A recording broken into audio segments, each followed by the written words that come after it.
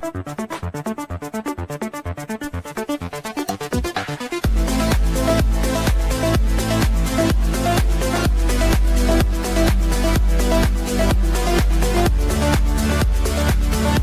heard of audience participation shows, but this is ridiculous. Welcome to Friday Night Shite, the show that doesn't care what time it is or what you're up to, because we're going to do some crazy stuff tonight. Hello to everybody in the chat. We'll get round to saying hello to you very shortly. Well done to Franco for actually being first. I am so impressed. On the show tonight, we'll be talking about Star Trek. Oh, it's going to be a touchy subject. We'll also be chatting about Malcolm in the Middle. Life's Still Unfair. And interesting news about Robocop. Yeah, it's coming back, but this time on Amazon. And there's also been an announcement, a small announcement, about Season 2 of Alien Earth. Joining me tonight is my favourite Tatooine spunk rag, Z3PO. Hello, mate. How are you tonight? How's my favourite cum dumpster? I'm all right. I'm a bit soggy and squelchy. I feel like Smilex's pocket. You'll never find a hotter otter. Exactly. Also joining us tonight, the one, the only. He's a loud New Yorker, and he makes no excuses for it. Admiral Teague. Hello, sir. Ahoy, everybody. It's good to see you out there. Hi. No excuse. Put your avatar back on. Jesus. Sorry. No, that's much better. Thank you. We lost 10 viewers. You can come back now. And our favourite boomer, he says the things that we wish we could get away with saying. The one, the only, Istophobos. Hello, sir. I'm still laughing at Tatooine Cumrack. Well, you know, he squelches in a particular way over 6 million forms of pleasure. Is that right? Is he over 6 million forms of pleasure? And that's without lube. Crikey. 6 million forms of dry humping pleasure. Wow. That's crazy. Do you get sparks coming off your adapter? Only with other droids. Anyway, there's been a bit of good news over on Twitter. I don't know if everybody saw it, and I will show you. Just bear with me 1 second. Are you ready? Go for it. Ta-da! Good news. Bravo. If they live stream them dismantling this set, it would have got more viewers than an episode. I would have paid $10 to see it, especially if they burned what was left afterwards. Yeah, I would have parted with $10 and watched it with joy and relish. Interestingly enough, I'm surprised I saw this post, because if you look to the upper right, it says blocked. I'm blocked Trek Central. The auction they had online that was initially posted also blocked. And haven't they been doing this for months now? I think it was because the auction today, they're getting rid of all the raw materials. Well, it was only about a month and a half ago when Season 2 officially wrapped. Okay, yeah, but they've been dismantling this for a while. So I was just curious why all of a sudden it was a big story yesterday. Because it was a slow Trek day. That's why Trek Central hasn't got a deal to report on now. So they've got to dive on everything. I also blocked Captain Jack. But not only is he annoying, but he kind of pissed me off because he put a post on and he limited the replies. So I was a little bit miffed off with that. It says here, we'll go through some of the replies just quickly. Sean says, auction. You couldn't pay me to take any of that crap. That's my co-host. That's the co-host of my Star Trek show. He's one of Doomcock's regular panelists. That's Sean Carter. One of my favourite Twitterers, Twiggy McStumpwizzle, says, best of luck with an auction from that series. No. But Trev, they're not. It's not a memorabilia auction. It's a raw material auction, like copper wire, stage lighting, rivets, plywood. It's not. They're actually auctioning it off as elements, minerals, raw materials. Nothing special about it being from Star Trek. Well, I kind of gathered that, but people are jumping on the fact and getting the wires crossed. But there's some interesting responses. Just everybody's having a good laugh.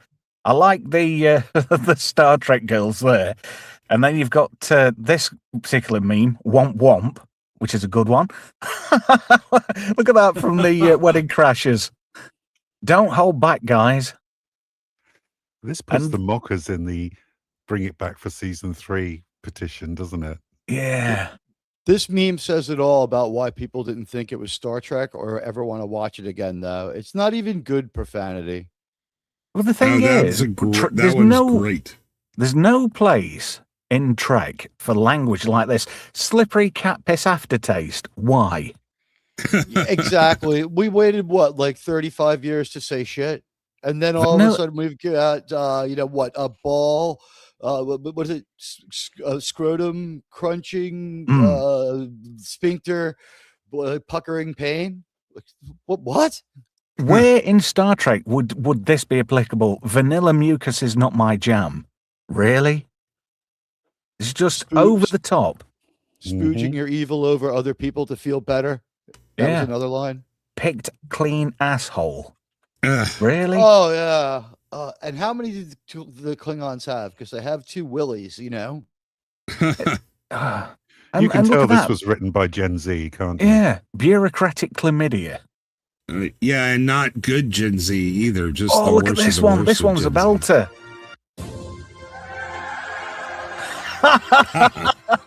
Yeah, the captain's that is pretty good AI, apart from Archer when he turns to the right, to his left. It doesn't look like him at all, does it? It's my just favorite good to have Archer be unflinchingly seen as a real captain. I'll take that.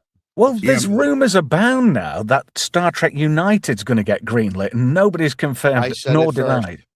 Here's what's going on with that. If you want a sit rap on it, I can tell you. I've talked with Sussman a little bit. Okay, so Michael Sussman, the guy who's going to do it, is a producer or writer of 70 episodes of the 96 episodes of Star Trek Enterprise.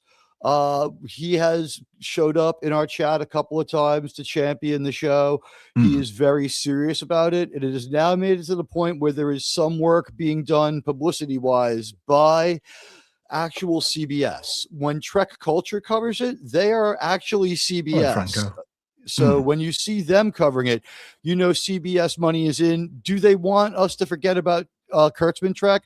Or are they very serious? We'll find out soon enough. We have about 10 to 11 more months of the Kurtzman Trek thing going on. If it's like I think they won't renew them. They'll let it run out and avoid penalties. So Star Trek United is highly likely to happen. It still might not be Star Trek as we know it, but I think it would be quality and it would have some action. I think the next logical step would be for Star Trek Legacy. Just to give us that continuation from Picard. The reason why they don't want to do Legacy is because it would have to be Kurtzman, and this one would be Sussman and no Kurtzman at all. And we could get rid the of thing Kurtzman is, forever. at the end of the day, who owns the IP? It's not Kurtzman. Yeah, but Legacy acknowledges Picard, and I don't think they want to acknowledge any of the Kurtzman stuff. Yeah, but they could retcon it. They could cleverly retcon that whole thing about Picard, and then they could just springboard from there with a clean slate. Fair enough, you've got Jack Crusher, who's, literally just Jack Picard, but you could have a fresh start. Pardon? If they use Jack Crusher because of the way American rights work, then it becomes a new Trek show. He's a new Trek character. You can't use Raffi. You can't use Jack Picard. You have to only use characters that were established under the original continuity, or it becomes a Kurtzman show. You have to. The reason we're going through this now is so that Kurtzman won't have any more rights. They want other writers and writers who've done it in the past to do Star Trek. And surely it would be Terry Matalas who would get the prime cut there. He would collaborate, I think, with because remember, Picard 3 was better, but it didn't do great. I think you'd collaborate with Sussman, because remember, they're already friends and they've already worked together. So yeah, Sussman would be part of it. You wouldn't. I'm sorry. Matalas would be part of it. It would be, but remember, Sussman was always a bigger part of Enterprise because we're talking 70% producing and writing credits out of 96 episodes. Well, Hollywood is a very fickle and delicate place, and I'm sure there will be some legal loophole in all the jargon and everything else where they can get themselves out of that corner and recraft it very carefully to suit their needs. And I think they could pull it off. They own at the end of the day, Paramount owns the IP. They've got lots of lawyers. Whether Kurtzman created that character or not, there will be something somewhere that says ultimately this belongs to the IP, not the creator of that. And probably more than anything, it's going to be Terry Matalas who would have done the majority of the character creation in Picard season 3. So he would have more rights, and it would be very logical for Skydance and Paramount to bring Terry Matalas on board, if not as a producer role or a showrunner for Star Trek Legacy. They've got all the eggs. They've got all the eggs. They could put them in that basket. And it could be cleverly crafted to retcon anything associated with Kurtzman Trek. Yeah, you could maybe do both. Just really quick, just to focus. No, you can't, because he's already under contract with Disney. You can't get Terry Matalas. You shouldn't do Terry Matalas. I agree with you that that's a long shot. What I'm saying is, it wouldn't mean that you couldn't do Star Trek that you couldn't do Trek United. It doesn't mean you couldn't do Trek United. You could do both. But if you wanted to go forward and do a show with the Star Trek legacy, you have to get rid of all Kurtzman characters and substantially retool it. You can't use any of them, or Kurtzman will be all over them suing and losing more money. It's just not what they're into. I can't see them doing it. And do they need Raffi to really go forward? Do they need Seven's lesbian girlfriends to? Why not? We could it takes some licking, though. You've got to admit that, because it won't be very revelatory, and we won't be able to see anything. It'll be very tastefully done, unfortunately. So, right. I heard that they were going to do a continuation of Archer's storyline, sort of Federation Year 1. Leading into the mysterious time guy from Enterprise. Oh, Daniels. No, the other one. Think he means the time traveling. The guy who kind of they never really explain him. He might be he seems to be maybe a Romulan. He's got some sort of future knowledge, and he's playing around with time travel, but he then cuts loose from the other time travelers, lets a few of them die, and we don't hear from him again in the last season. From what I heard, Paramount they are not that impressed with Picard season 3 either, and they don't want to move forward with any of that. But Matalas is locked up for the next 7 years. He's not only doing Vision Quest for the MCU, but then he's going to be doing the magic. They're doing the Silence. The Magic the Gathering for Netflix. So he's not going to be available. Just quickly, just quickly, just hold on a second. Just a poll there for you in the chat. Star Trek's future: return to the classic formula or stick with Kurtzman style flops? 1 for yes, 2 for no. What do you think in the chat? It's pretty obvious. It's clean cut, that one. Oh, everybody's going for yes. And I agree with that. I think what they need to do is go back to the drawing board, come up with a concept that's completely new and original. Forget the whole idea about member berries, because it's sad. It's nice in a way, and it's nice to respect what's been done previously, but you can't, like season 3 of Picard, you can't do a whole season based on member berries. That is not the way. If you have to rely on member berries to sell the show, you haven't got much of a writing staff. And we know this with Kurtzman Trek. Z, what do you think? Well, I think they should go back to the classic style. I do like the exploration thing. I would set it in a time period that's not yet been explored, but not too far in the future, and nothing that can contradict the past. If you get what I'm meaning. I quite like the idea of a Starfleet Year One, with the formation of the Federation and expansion thereof, with lesser technologies, a la Enterprise. I think that would work. Possibly. I think what would have been good, and I know it isn't really a thing to do now, but if they'd have gone back in time and done a series like Sulu and the Excelsior, like, sort of running concurrent with DS9 instead of Voyager, I think that would have been a bigger hit than Voyager. They could have made use of George Takei while he's still usable, if you know what I mean. Before he collapses. Oh, my.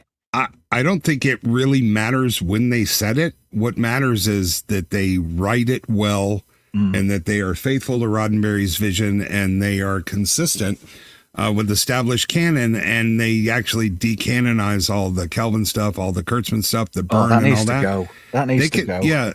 They can set it wherever they want to. We don't really care if it's early Federation, late Federation, more. We want a good, well-written, masculine, episodic show with our heroes from Starfleet. Competent people that don't need to tear others down to make themselves look good. Yeah, the thing is, with Kurtzman Trek, during each season, they've had 3 story arcs. You've got that episode, that story arc, and then you've got the B story arc, which runs for the season, and then you've got the C story arc, what's running for the continuation of the series. And I don't think they should do that, because that's distracting. You need to like what Next Gen did, and basically anything under Berman's tenure, right? It's nice to have a 2-parter every now and again, just as a bit of something different. But, you need that weekly episodic formula that adheres to Roddenberry's core foundation, his writer's Bible. They need Roddenberry's writer's Bible. They need the writer's Bible from Berman's era, and then kind of stick to that, like the melding of those two concepts. And then they can move forward and start producing and writing Trek, that's more fundamentally Trek, instead of all this, the message. That needs to just be absolutely weeded out, because there's so many television producers that are weaving all these things. Fair enough, I know it reflects modern day issues, but, when you're dealing with a show that's set in the 23rd and 24th century, you don't need to deal with modern day drama. You can, branch out and look forward to new ideas and new things that might be, affecting humanity 200-300 years into the future. Well, there's a problem there. They're actually going to have to go out and hunt to find real science fiction writers, because they no longer exist in the industry anymore.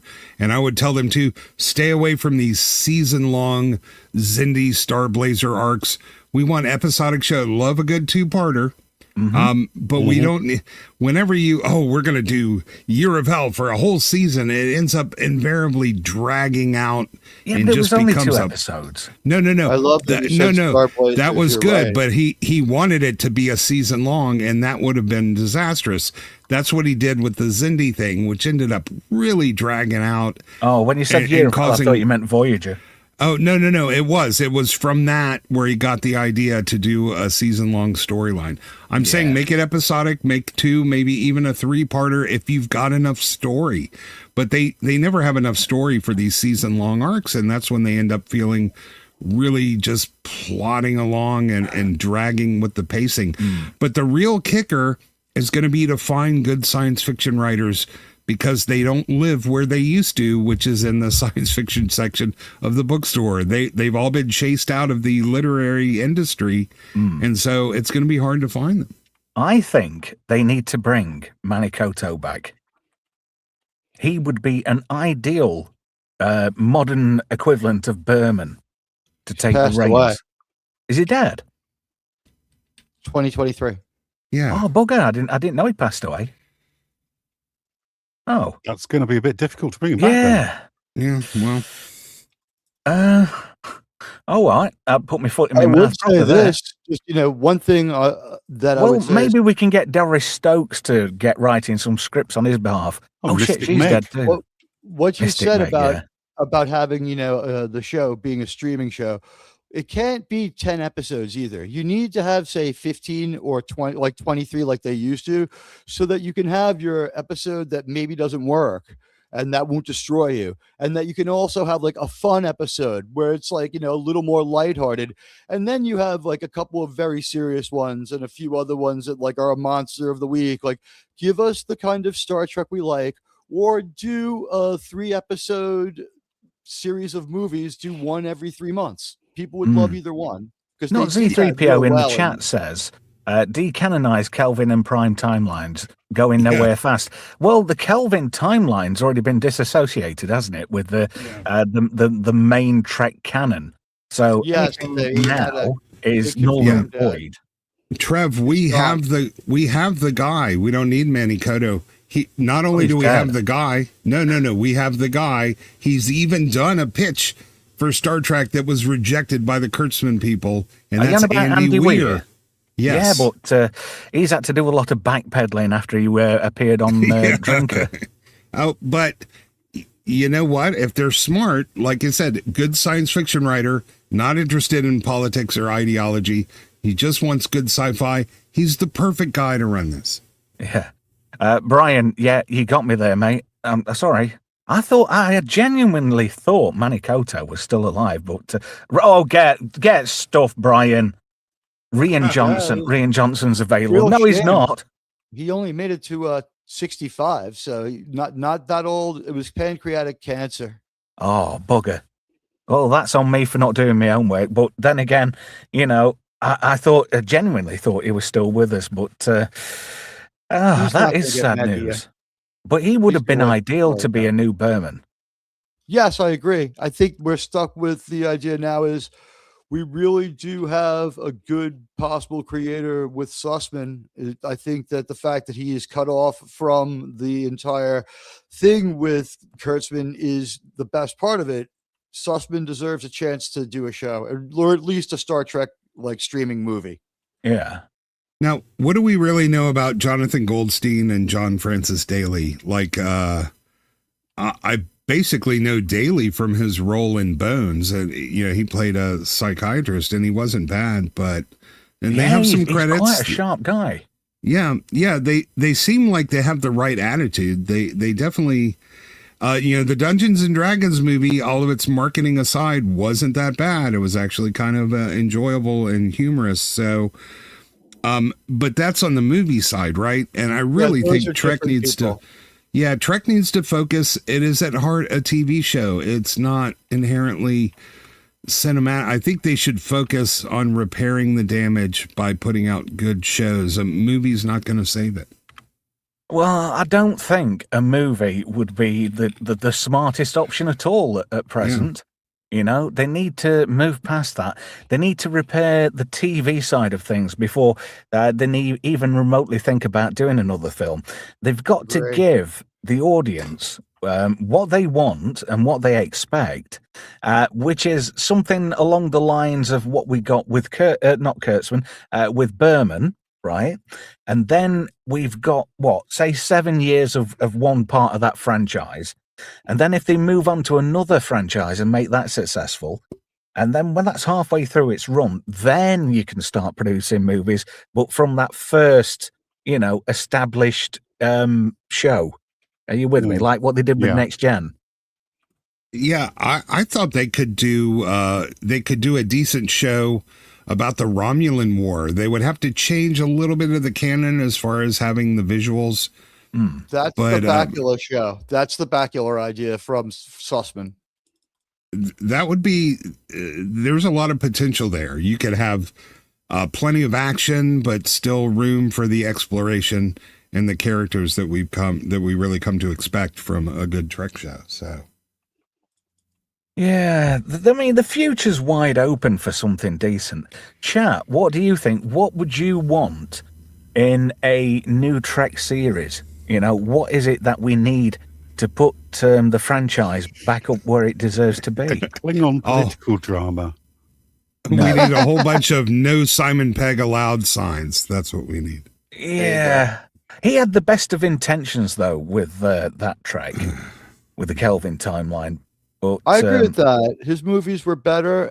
They weren't great, but you know what? Let's give him credit. The characters acted correctly. Spock didn't have a meltdown. Kirk was pretty brave. It still wasn't perfect, and it had a lot of work to be done. But that's a whole different talk show story. But yes, it was better, a lot better. It wasn't great. Yeah, John Doe BQ1TX says, ever since then, the engineering crew, sorry, that's the wrong one. I hate it when it does that. Oh, where's that gone? Basically, it's the back end of this. It says, things need to go back to the point where Spock tried to save the Romulans from the supernova. I think that needs to be completely retconned at that point. The Romulans' sun decided to blow up mysteriously, and it was taking that supernova all that time to get to that planet. That is utter bullshit, because when a star goes supernova, I'm afraid it travels rather quickly. It also takes hundreds of millions of years to have it. There's a lot of signs. They would have known it was coming. For tens of thousands of years. The Romulans were invested in so many different systems.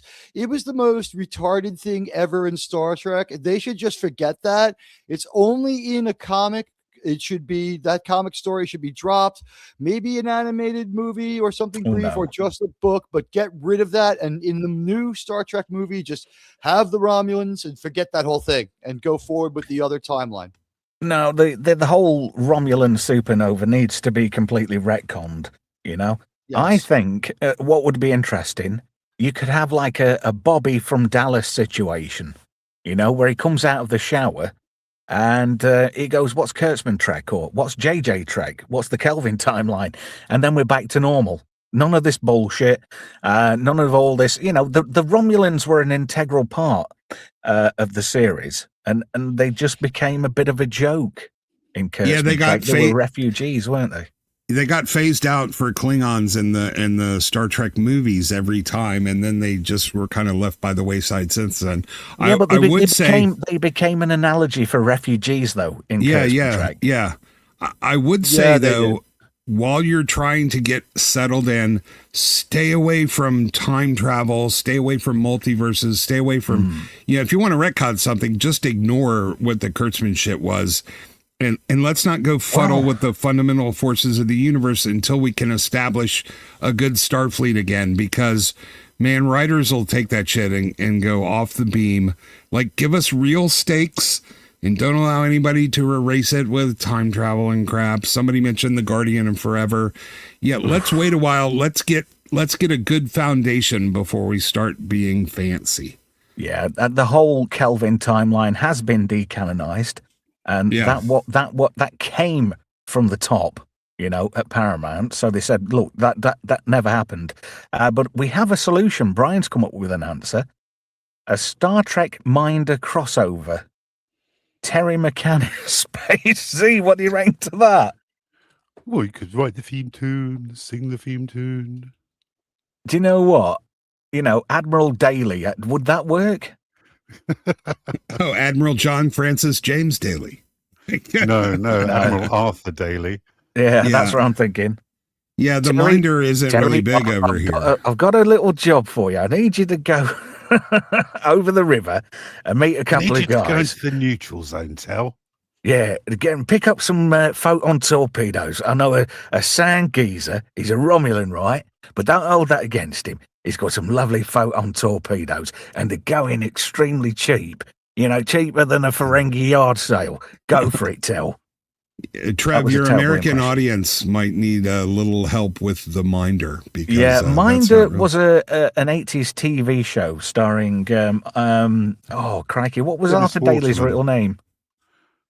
George Cole. Dennis Waterman? Yeah, George Cole and Dennis Waterman. It was basically like, mind you, it was sort of like half sitcom, half serious drama, wasn't it, Z? Yeah, it was like a serious version of Only Fools and Horses, if I'm being honest. Yeah. I never liked Only Fools and Horses. UK TV was fucking dreary in the 80s. Apart from The Professionals, which carried over from the 70s. I always wanted a Capri. I had a Capri. Do you know how long I had it for, Z? 2 weeks. It was less than that, because they are absolute shite in snow. It was a rear-wheel drive, and it was absolutely terrible. When cars had a choke. Yeah, it did have a choke, actually. 2-litre Capri. It was a black one, a B-Reg. I bet that was a nightmare to insure. It wasn't that bad back in the day. I mean, we're talking 1990. So it wasn't too bad, to be fair. Anyway, moving on. I don't know. Star Trek needs a lot of work. Is there any talent out there in Tinseltown that can write decent stuff without the message, or somebody who's not coerced with dollar signs to promote the message? Because that's the thing, what's letting good storytelling down. In the writers' rooms, you're probably getting people coming up with these really great ideas. And then somebody comes in from corporate and says, oh, no, we can't do that. We're missing some alphabet letters, and you've misgendered 6 characters, and, you haven't used any pronouns. They've got people over the shoulder all the time. It must be a fucking nightmare writing in Hollywood. Well, Paramount has sidestepped the captain that. is gay this time. Oh, is he? No, I'm just saying, as one of these LMNP people, we could do a really good Trek story, but we can make the captain gay. Why don't they have a Federation sperm bank, the SS Spunky, right? And it goes around the galaxy collecting samples from all these different species, and the captain has to get a donation off them by hand. It's his mission in life. Wank Trek. I love that idea. Yeah. I think Star Trek, first and foremost, means having sex with green women. So that's just not going to work. Yeah. Those Orion slave girls. They're worth every penny. Hear, hear. Yeah, I think there's some talent there, but it's not going to be in Tinseltown. Like I said, half of the town's infrastructure has already gone and left and moved away. There are good science fiction writers out there, but like I said, you're not going to find them on the bookshelves anymore. Do you think they're actually afraid to do their job? Do you think, you've got these people who have got the talent, they have the ability, and they've got the ideas already, in the back of the mind and ready to go, but they're actually scared to do their job? No, they're I don't terrified. Think they're scared. I think they're prevented from doing their job because most of the people they're working for are activists, and they want shows for activists with activist kind of characters in it. Yeah, I do think they're terrified to speak out, but they wouldn't be allowed to even if they did. So they just sort of keep their head down and get paid. I don't think, I know people have got to pay the bills and they've got to survive. But that's just terrible. They need to weed out these activists, and get, excuse me. Sorry, I had to sneeze there. They need to get these people out because I know this might be a bit extreme as an opinion, but I think, these types in Hollywood are cancerous. They're not only are they're destroying the industry from the inside. And they're going to put off a whole generation of, up and coming talent who don't want these jobs now because they're afraid that they won't be in a position to actually do the job and do it in a way that, how can I put it? It's like making Star Trek true to itself. You've had all these people in the background steering it and maneuvering it in such a way, that people don't want to watch it because they're getting stuff rammed down the throat all the time. Yeah, absolutely. But we're starting to see a little bit of that culture change. It's probably going to take a while, which is one of the reasons people say that, Star Trek should just shut down for 5 years or even 10 and give the industry a chance to catch up. But Paramount Skydance is not going to let that happen. It is their flagship property, and they need to have it in production pretty much constantly. So I believe that, the damage control is their number one priority with that, because, like you say, it's their number one IP. It's the one thing that stopped Paramount from going bankrupt back in the day, because when Star Trek went into syndication, that's when it started bringing in the real money for the studio. Yep. And plus, Shatner's got 5% of Star Trek, so I hear. Oh, he does. Probably of TOS, yeah. I could see he be in movies in TOS. No. This is the thing, right? When Roddenberry got his contract together, when it's anything that is Star Trek, it's all Star Trek, everything. If it carries the name or it is Star Trek based, it's all in there. It's, there's no differentiating. If it's Star Trek, it's Star Trek. Roddenberry was very clear on that, and he had that reiterated in his contract when he came back to do Next Gen, because he had a very special friend, a lawyer, didn't he, if you remember? Anybody remember that guy? Are you talking about the guy they mentioned in the Trouble? Is it called Chaos on the Bridge, where Gene had his lawyer going through people's script ideas, hacking into their floppy disks, Gene Roddenberry retyping stuff and just like not bothering to tell anyone and just kicking everyone out of the office and just doing it himself? He did that, didn't he? With the guy who wrote Star Trek: The Motion Picture. He was asked to send a script over to Paris because the head of Paramount was in Paris. And the guy who wrote the script sent it to Gene's office. And what happened was Gene's secretary sent the Paramount top man Gene's script instead of the one that they were supposed to be going with. And the head of Paramount rang this guy up. I've got Livingston in my head. Is it David Livingston who wrote the motion picture? Oh, that sounds pretty right. I'm going to look it up. I thought he did the Choose Your Own Adventure books. Yeah, I remember those. They were amazing. Yeah, Harold Livingston. That's it, Harold Livingston. So Harold Livingston was sending a script to the head of Paramount, who was in Paris at the time, and Gene's secretary sent them Gene's script instead. And the head of Paramount rang up Harold Livingston, tore a strip off him, and Harold Livingston's like, well, just read me the first page. So he says, hang on a minute, that's not my script. So Gene was a bit of an arse in that department. He was very fond of sticking his name on every script. He had a writer's credit for it and got paid again. Yeah, he and Harlan got in some big arguments about that stuff. But the initial story for the motion picture was actually it was based on a story by Alan Dean Foster, but Harold Livingston wrote the screenplay. Yes. Yeah, exactly. And Gene, by the way, he was kind of weird with that.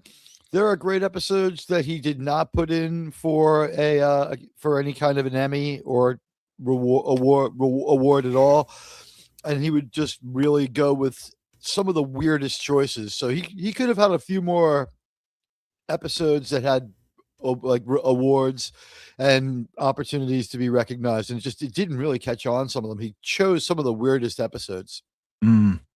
I'll tell you something, it's open-ended at the moment, and I hope Paramount and Skydance really do get their act together and bring back Trek to where it was before it was handed over to Bad Robot and then onto Secret Hideout, because it's just been a cash cow, 10 million an episode for Starfleet Academy. That's just totally, that's 100 million. In fact, 200 million by the time they've done, because Money season laundering. 2's in the can. You saying, Z? Money laundering. Yes. It's all been thoroughly rinsed. Look how big There's something going on along those lines, yes, in my opinion. Look how big that set is. I actually didn't realize it looks like a mall. It looked like a mall, but it's a space mall. And no one wants the amount of waste. Well, that just shows you, doesn't it? How much money went into that set?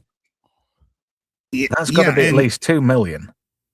It's not just non-U.S. governmental organizations giving them like a tax deduction and money outright from the Canadian like Board of Entertainment and like whatever. So a lot of money. Yeah, and Disney does this all the time. It's like Kurtzman. Kurtzman has a brother-in-law with a construction company. You know what? We'll give you the contract to build this set, and then I've got another relative, that runs costuming, or let's create a costume company so we can just continue to pay ourselves. All over, and all that stuff is rampant in Hollywood. It's sketchy as hell. Yeah, that's what it is. It just it reeks of it's not right. Yeah, for people that moralize to us constantly, they are in part of the skeeziest, sketchiest industry that exists. It's really quite crazy. It's all money grubbing and greasing palms, and everybody's getting rich. I am sort of like done talking about this now because but greasing palms that can be a product. I don't want to diss greasing your palm every now and then. That could be important. Yeah, well, nobody's greasing my palm. I'm still waiting for somebody to approach the show. PCB way. That'd be quite good. That'd be interesting. Anyway. Well, if you don't grease the palm, you go in dry like Z3PO, and we don't. Yeah, but Z likes it rough and dry, don't you, Z? I do, and so does my sponsor, Meta PCs. Nice. By the way, did you notice there's no one out there looking to buy this? They're not selling any of the props. There's no way no one wants to buy the captain's chair. They're not looking to unload the props. It's just all getting thrown away in the garbage. Who wants a captain's chair when Holly Hunter's had a fucking skanky feet rubbing all over it for its 2 seasons? Yeah, no, they're selling the raw copper and the cable, the wire, like that stuff. You can use that. Exactly. Yeah. Oh, it's all right. There's a lad with a scrap van goes around twice a week. I'm sure he's loving it. Yeah. Anyway, I think they need to wipe the slate clean and start fresh. I think that's the only way forward. They need to go back to the tried and tested formula. Make Trek what it was. Make Trek great again. Matiga. Make Star Trek again. It's not even Star Trek. It's not. It's Drek. That's exactly what it is. Anyway, our second subject to this appeared, was it yesterday on Hulu, and it's available on Disney Plus. Malcolm in the Middle is back, and that sort of says to me, are we going to go into an era where TV is just going to resurrect and reboot stuff, and everything's going to be about member berries again? Why isn't anybody creating anything new and exciting and different that works? Everything's about bringing back the member berries just to get people back in front of TVs. Didn't anybody, apart from me and Esther, watch Malcolm in the Middle, Life's Unfair? I didn't. Did you not? Well, I've seen a few episodes, but it's not something I would regularly watch. Right. I thought it was very disjointed. It was kind of all over the place. It was like a tornado of candy floss or cotton candy for our American friends. There were some good bits. There were some bad bits. But overall, it was good, but I was kind of frustrated watching it. Z, what do you... Esther, what do you think about Malcolm in the Middle, Life's Unfair? It felt like I was watching 3 TV shows all at the same time. It was insanely frenetic, and all the craziness that we had in the original show, they just cranked that up to 11 or 12. It did have some good bits. I like Frankie Muniz. He's a very charismatic, likable actor. I loved the relationship that he had with his daughter, but there were a lot of elements in this thing that were just far too bonkers. The tone kept switching because of the sheer insanity of what's going on. And then, of course, they had to put all these elements regarding the message in there. And yeah, really I was just about to ask you about that. What did you think about the message? Because it was in there a lot. Yeah, and it really stuck out. I was trying to wonder, like, what would I think about this like 10 or 15 years ago before I got, so sensitive to this stuff. And I'm thinking, still a little bit too much. Like, it was really difficult for me to quantify this. It's not horrible, but it's very difficult to watch, and most of it is really sort of cringe. It's hard to just kind of sit there and watch the abject craziness happening. But like I said, I really focused in on the parts with Frankie and his daughter. They had a really, really touching relationship. He's a single dad. But mostly I noticed that except for Malcolm, all the men in this show are fucking idiots, and it drives me crazy. Gavin Blackburn said, right "Is on that, Stevie in it?" I think Istafobus is right on with that one. I got to agree with him. It's not that great, although I would say it's not so horrible that you couldn't see them maybe trying to fix it. Like it might need some feedback. It might need to look at what the audience thinks and try to make it a little more authentic to the show. It wasn't so great, but this was never the greatest show to me. Yeah. It was a show about a whole family with no boundaries whatsoever, and they've just gotten more insane and still don't have any boundaries. Some of it's a small portion of it is funny. Some of it's cringy and very difficult to watch, and some of it just makes you, kind of a little bit infuriated. You'll start thinking about I'm like, this kid, it's hard to take seriously with some of the bits that they had in here. Like I said, very difficult to quantify. Hardly the worst thing I've ever seen, though. Like, I'd rather watch 100 of these than one Starfleet Academy. Yeah, sure. Definitely. And you hit the nail right on the head there, because I found this incredibly frustrating to watch. Like you said, there are elements where you think, oh, yeah, that's pretty good. And then you get a bit and it's like, oh, God, no, I take that back now, because you're kind of embarrassed for the show with certain things and ideologies and whatnot coming across.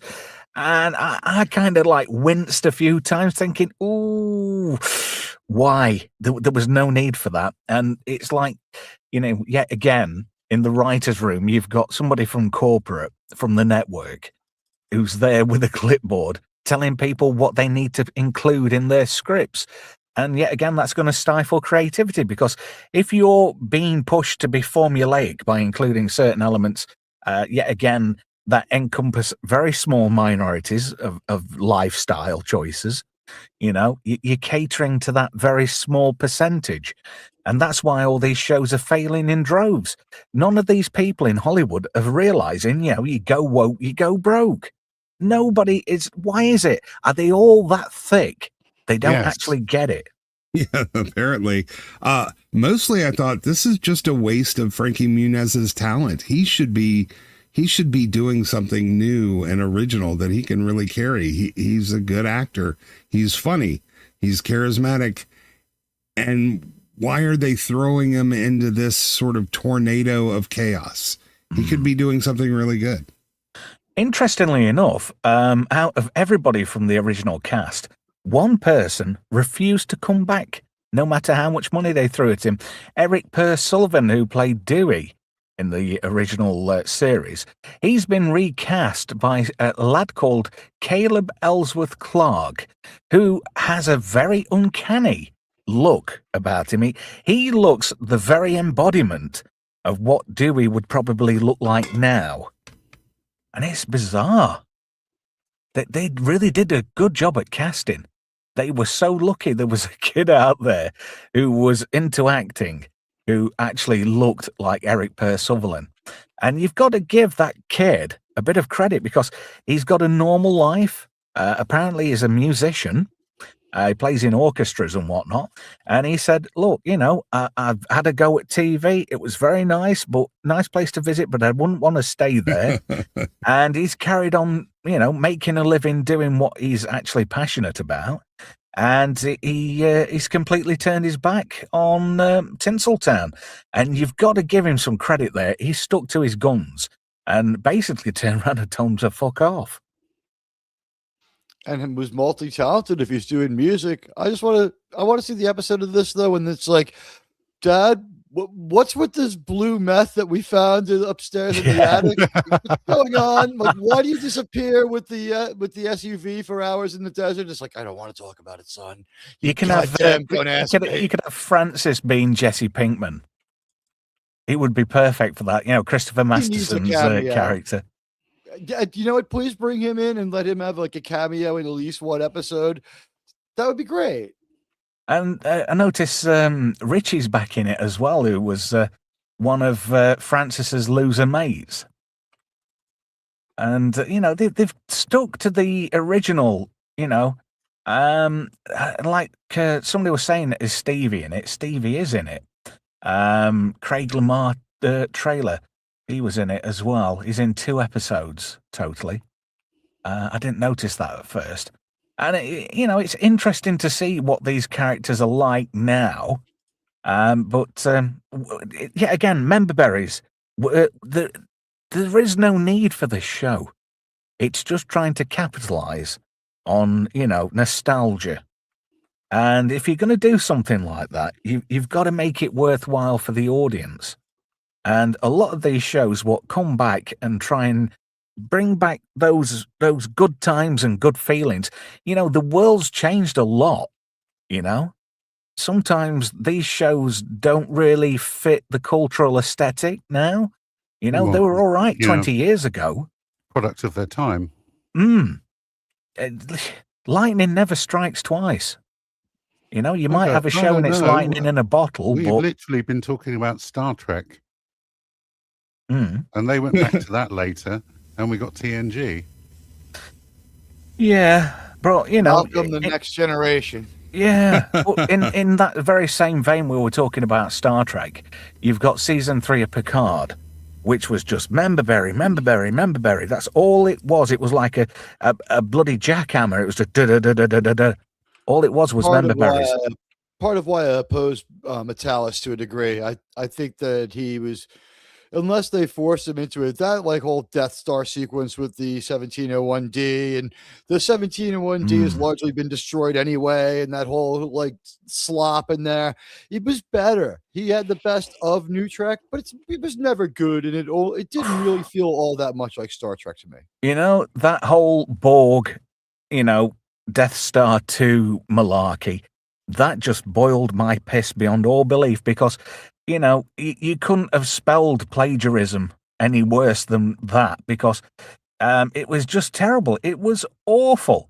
I was sat there and I was cringing away, and I thought, and everybody thought the same thing. This is Jedi.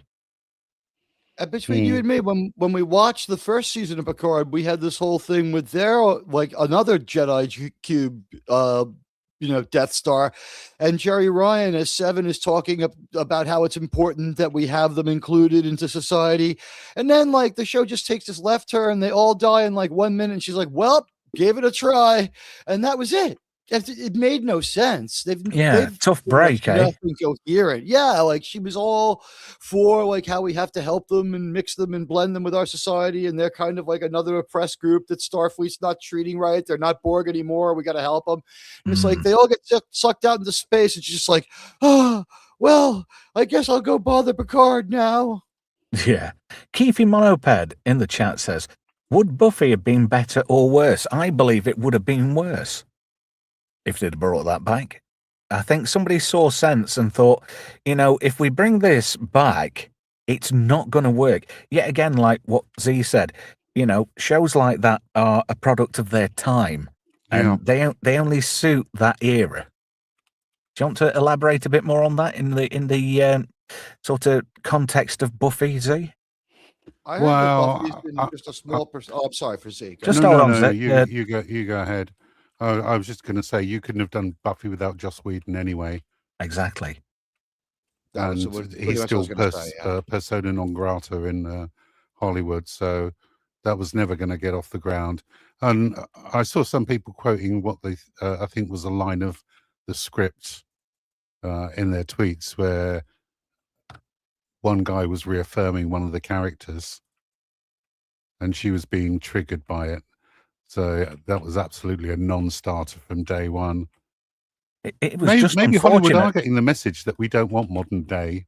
No, And it was just unfortunate timing as well, because Nicholas Brandon passed away at 51. Yeah, that's so tragic. Very sad. Yeah. 54. But what were they going to do with the show that was 2 episodes with Sarah Michelle Gellar's in it? She shows up for 1 minute at the end. Why is it called Buffy the Vampire Slayer? Shouldn't it be like, I don't know, Peggy the Vampire Slayer, whoever the new one is? Like, why? I'd rather watch Buffy the Vampire Slayer. Yeah. Or CGI Leia. Anything with this. Sword in the Storm says, does anybody expect the Firefly cartoon to be any good? I say no. Again, it's another thing they're doing without Joss Whedon. So, no. It's going to be woke as fuck. It is going to be woke as fuck all the way through. If the problem is that you can't work with Whedon because he's a little wild and you don't want him around people, like, at least let him do this cartoon. Thank you, Brian. He can easily direct it and give people who love the show a very high quality story. You wouldn't have to have it be, right now. You can fill in the gap while you get a more like welcome show writer, or that the time that they realize, okay, like, it's been long enough. All Joss Whedon's Me Too is one revenge firing, so he didn't like grab anybody or attack them. So that looks bad, but he apologized. He's a jerk off when he talks, but then the other thing is just that he cheated on his woke wife. I mean, that sounds like a blue on blue sort of thing, as they say in military. It's like, not my fault. I don't really care. So he got divorced. Like, there are a lot of people whose ex-wife hates him. Like, if he has screaming fits and he can't be on set, there's tech now. Let him make the cartoon. Let him prove that much. He was beloved by a lot of people. Yeah, that's the worst case scenario too, because we never got to hear his side of it. All we heard were the ravings of an angry ex-wife and a few narcissistic actors who didn't like being told what to do. Just for clarification for our English viewers, when an American says jerk off, what that means in English is wanker. And there's a lot of those in the entertainment industry. Sword and Storm also says, I have zero interest in Firefly. It isn't an action show. Well, it was. So what are they going to do in an animation? I don't think they're going to do a great deal, because that's very limited, and it depends on budget and imagination and the actual format, what they're going to do, Franco says, Joss Whedon is a great writer. He is. But because he's a bit of a free thinker, he's become ostracized within the entertainment industry because he doesn't toe the line, and he's not interested in promoting the message, because he'd rather write a good storyline with compelling characters and good plots and anything like that. And screaming on set, that never happens, according to Not Z3PO. Yeah, I'm sure. Yeah, and he is the only writer and creator that has the sensibility to use Joss Whedon humor at the appropriate time, which is why we're getting all of these horrible copies from people who don't really understand when it's appropriate to shift tone and when it's not. Because, man, the guy is good, or he was good. I'd be interested in seeing, what he has left in the tank. Maybe, yet again, it's a case of, he was good at the time, and he fit a certain era. And I kind of lost respect for Whedon with Alien Resurrection, because that script was just bollocks. But that wasn't, his original script isn't bad. What got on film bears little resemblance to what he wrote. He still got the writer's credit, though. Yeah, but that's because of the union rules. But the fact is, like, he probably should have considered making it an Alan Smithy movie. Instead of Jean-Pierre Jeunet, because I didn't particularly like his directing style at all. He felt like a dollar store Luc Besson.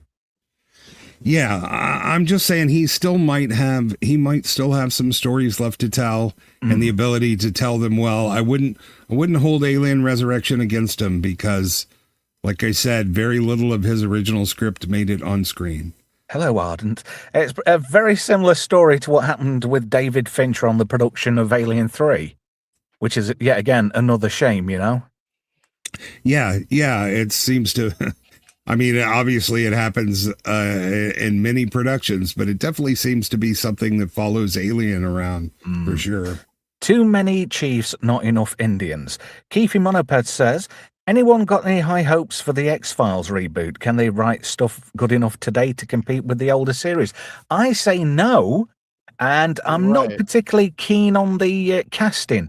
It seems like they're going out of the way to, make it a DEI hire situation, as opposed to hiring somebody who could continue the series in the vein that we would become accustomed to, if you know what I mean.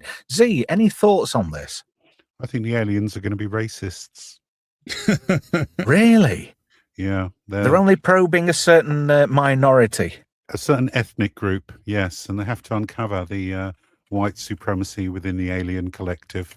Well, I think the showrunner's got a chip on his shoulder to start with. He looks the sort. Yes.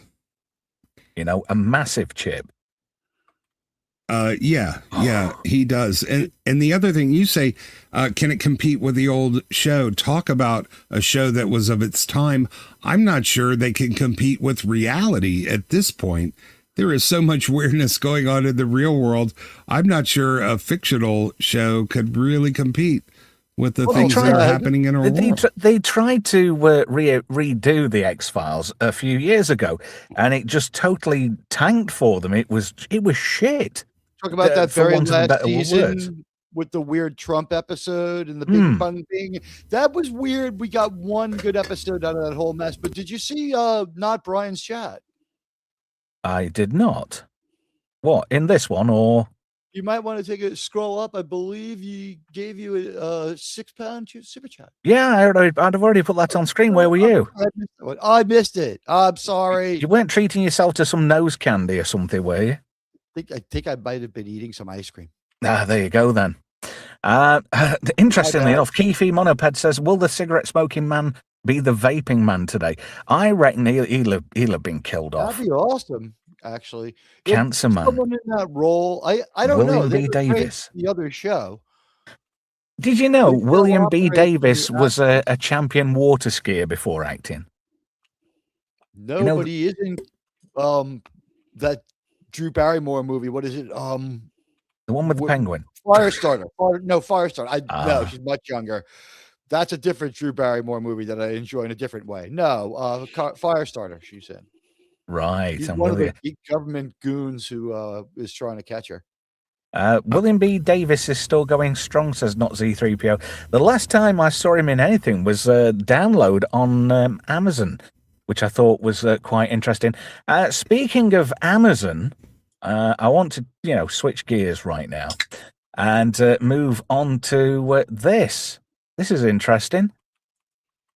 New Robocop series at Amazon MGM Studios moving forward after it's been greenlit. Yeah, starring Bella Ramsey. This is going to be an absolute dumpster fire.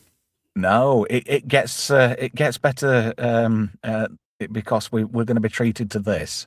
Yeah, that's what we want. Like. This is Alpha Fox over on X. Says new Robocop series is coming to Netflix. First look. Well, it's not Netflix. It's actually Amazon. But scrolling down, somebody's had a bit of a callback to Eliminators from 1986. God, that is a terrible. That, you can tell it's a Blue Moon film. Looks like Doctor Who. It's terrible. When you see it's a Charles Band movie, it's going to be good. And people have sort of run with this idea, and they keep modifying RoboCop. Now she's got green hair. It says, giving me Axel vibes from Twisted Metal, which I thought was, quite interesting. This one's not bad. Pretty in Pink. You've got to love AI. Oh, pardon you, you scruffy bastard. Another callback to Eliminators. And then we've got the HK from T2.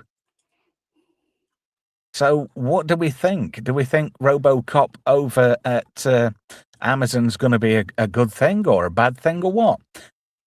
They're inaugurable so far because their method of filmmaking has been to peel off money, give it to the producer, and have him go do everything. And whether or not they've changed that since they got the MGM thing, I don't really know.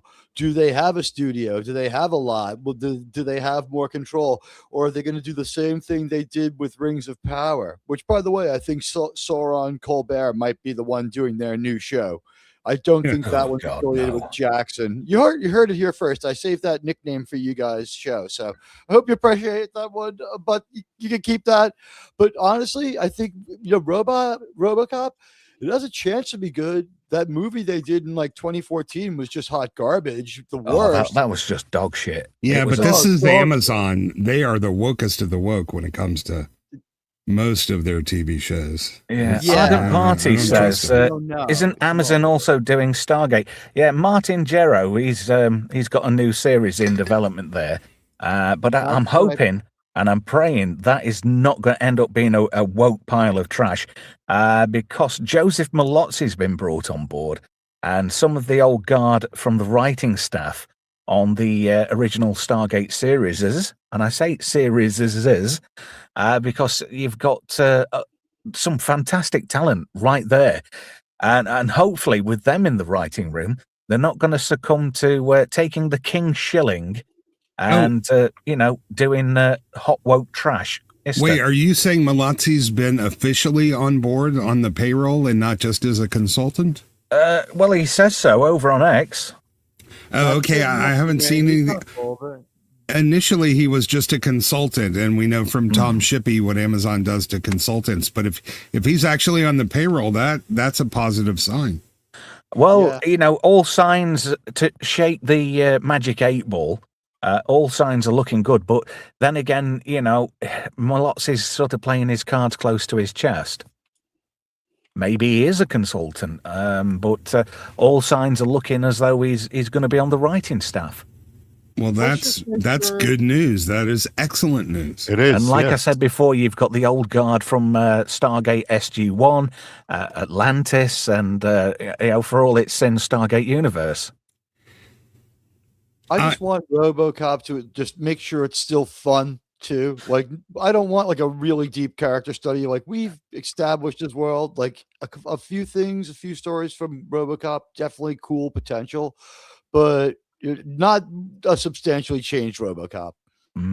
Cartoon Man says, watch the Stargate Team America clip style again the other day. Pretty funny. Yeah, it's funny that, because when they go through the gate, all the strings are cut. When they go through the other side, they're pretty screwed, really. That was that 200? That episode? Yes, that was 200. I love that. They got everybody. They got Farscape. They got the Anderson Productions. Didn't they even do a callback to Wormhole Extreme? Yeah. Well, that was absolute. The whole show was sort of a callback to that, and it just shows how much they love their fans and how much they understand their audience. In fact, Malozzi did a cameo at the end of that, didn't he? And they had a character on the Wormhole Extreme bit, which was a bit of a piss take of Robert Cooper, which I thought was Martin quite funny. Wood was on there too. They did they were the two production guys. That was actually on Wormhole Extreme when they go, we'll fix it in post. Yeah. That was Martin Wood. And just interestingly enough, going back onto the topic, because I could talk about Stargate all day, but just going back onto Robocop now. We had the Canadian TV series with its, was it 4 spin-off TV movies? They've already had a go at doing Robocop as a TV show. Obviously, they've got to tone it right down for TV audiences and do it in such a way as it hasn't got that level of violence that we all expect in a decent Robocop movie, especially if Verhoeven was directing it, Do they really have to tone it down, though? Because it's streaming and they can do whatever they want. Well, that was the point I was getting to. I was going to get to, but you've kind of pipped me at the post there. Are they going to sort of do away with the safety route? Or are they going to be a bit more risky because it's on a platform that doesn't have to answer to people like the FCC and Ofcom? Your thoughts, Z? To be honest with you, Stargate didn't need all of that. It was fine on its own without it. So it doesn't. It's quite fine having censorship in place. it's quite fine doing it through your own studio. The stories aren't particularly violent or offensive in any way, so they can go wherever they want.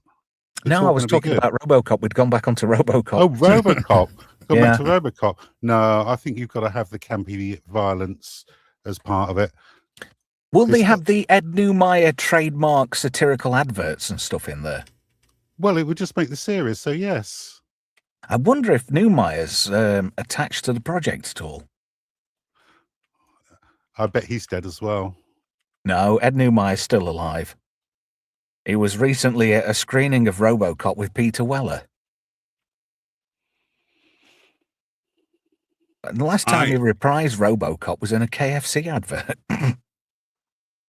I hope they go on full-on RoboCop, because if they try to sort of thread some middle ground, that never seems to work out very well. I kind of hope they take it on, they go full Verhoeven on the thing, man. I hope they do, because they have the scope to be able to do that, because it's deregulated TV. And if they make it age appropriate and say, this is not for kids, and we've got effects on the scale that we had in the original RoboCop, like with what was his name? Oh, crikey. Emil Antonowski, when he ended up in the toxic waste tank. Help me! When it was all melting away. And I'll buy that for $1. Edward Newmeyer has been actively attached to the new project in the franchise known as RoboCop Returns. There we go. Did anybody ever see the Canadian TV series? Well, I did not. I didn't even know it existed, I'll admit. Yeah, RoboCop went to Toronto. And they kind of made Toronto look like Detroit. And it was basically like a kids' TV show. They dumbed it that down. He might as well have had a water pistol instead of that Auto 9. Yeah. So the key talent attached now currently at Amazon MGM is James Wan, Peter Oko, who was the writer, executive producer, and the Atomic Monster team of Michael Clear and Rob Hackett. Also Danielle Bozzoni overseeing. So got a chance to be good. There's some talent there. This might not be the disaster that I was foreseeing. It really depends what Amazon makes them do, Oh, we're treated in the chat. Look who's in the chat. Bixby Snyder. I'd bum that for $1. There you go. Just going back into the chat. Just 1 second. Just going back into the chat. Ardent Party says it was tripe. Sword in the Storm says the show was garbage. Keith Monopez says I saw it. It was made for kids. Franco says, yes, I saw it. It was bloody awful. And this is a good one from Sword. He killed less people than the A-Team. And then they had the cheek after, was it 2 or 3? It did quite well in Canada. And I think they did 2 or 3 seasons. Then they started making the TV movies. And then we ended up with a black RoboCop, which I thought was quite good. Trev, what's going on over to the right of the screen there with that woman with her mouth open? It's an advert disturbing. For a game. There we go. Oh, okay. Yeah, it's all right. It's hard to ignore. Oh, sorry, I didn't scroll bizarre. down. There we go. We've got a mention of Ed Newmeyer, but it doesn't actually. There we go. Prime Directives. That was it. And the 1994 RoboCop the series, both made in Canada. And then we had the cartoon series as well, which was just absolutely trash.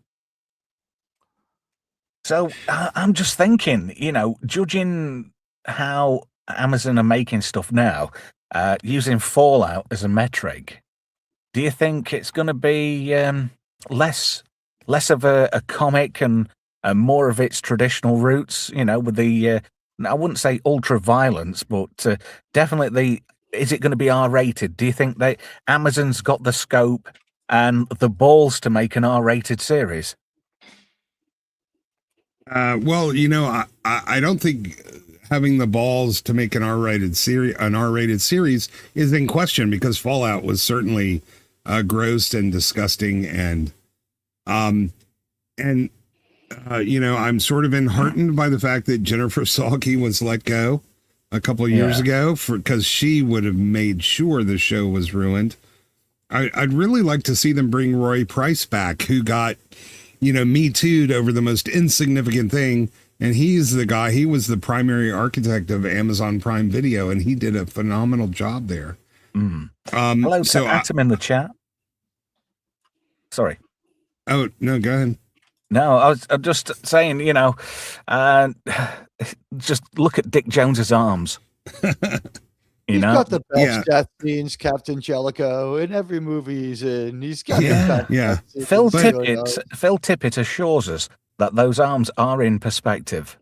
Yeah, Amazon's not afraid of R-rated. They're not afraid of hyper-violence, but they seem to be possibly afraid of the masculinity that Robocop represents. The thing is, though, that's what we need in shows. We need shows to be hard. We need shows to be masculine and made for men. And I think if they do something other than that, they're not remaining true to the roots of the original story, because that's what it is. It's the conflict. A man has been turned into a machine and his soul's still in there, and the soul and the human shines through at the end of the movie. Murphy is not Robocop. Murphy is Murphy. Yeah. He starts off as Robocop, and then throughout the film, he kind of develops again, doesn't he, back into Alex Murphy. And that's why the story had got such heart, because we rooted for Murphy, because his soul was, even though he was legally dead, and he was now this cyborg, that you've got this conflict within the man. It was a real tragedy, the movie, and for something that was so sort of over the top violent, it had a lot of heart. And I remember the first time I saw little kids playing with RoboCop action figures. I thought, what the, like, how do they even know who this guy is? Like, I hope they didn't watch the movie. And it was so popular and it resonated so well with the audience that they expanded his role into, children's show, children's toys. I'm not going to say how that worked out or anything, but the character really caught the imagination of the public, and they're going to have to do that again in order to make this work. I thought the cool thing about Murphy was, as people were saying, my take on it was he pretty much knew what he was, but he was always wondering about it. He always was sure who he was, but he was spending a lot of mental energy trying to come to terms with exactly what he was now. He's like, where did they move the goalposts on me? What am I now? Like that in that first movie was the underlying theme, which I loved. And of course, Dick Jones. How do you not love Dick Jones? President of Mars, Dick. Folks. Everybody loves Dick. President of Mars. Dick Personally, Jones, president. I would love to see an Ed 209 spinoff, a show about a lonely robot who's kind of cute in his own way with extraordinary firepower. Who cares if it worked? We had spare parts and repair programs for 25 years. The 2014 one, I think, used a lot of 209 being the standard, and they bring in the other RoboCop if that's how their world worked. They occupied, was it Iran of all things that they ended up being at war with and taking over with Ed 209 and RoboCop? It was ambiguous as to where it was, but it was one of those kind of countries. It wasn't alluded to which one it was, but it was obviously used as a metaphor. Because they like to get the New Maya style parodies and metaphors in there for something other than what it is. Do you know what I mean? That one just didn't work at all. No. Yes. Speaking of which, the world is so bonkers. They're really going to have to work on making those parodies actually seem like parodies and not genuine, real commercials. So it's like we're in fucking Bizarro world now. Maybe, that Large Hadron Collider's got a lot to answer for. Yeah, there's one other thing that might give you a little hope, which was the video game that came out 2 years ago was really good. Yeah. So that's true. Yeah. I saw playthroughs of that. It looked pretty cool. Yeah. Yeah, I've got to get a better console. In fact, speaking of series. Do you want to say that again? I'd prefer a Dread TV series. That would be good. Carl Urban's been hinting at that for a while. Yeah. You know, he's got The Boys. He's got that at the moment. That's the next big thing for Carl Urban, because we've got season 5 of The Boys coming up soon on Amazon. Sorry, that was me puking. Yeah. Yeah. Well, apparently, Eric Kripke said this might upset fans. You think? When does a series not upset its fans these days? I mean, Starlight, crikey, how are they going to explain that when she comes back on? She's had that buccal fat removal surgery and some plastic surgery done, and she looks absolutely terrible. Who farted? No, but yeah, I did a Twitter post on that. I'm just like, I just don't understand what's going on with some of these Hollywood people. She was perfect the way she was. She was absolutely gorgeous. Yeah, Erin Moriarty.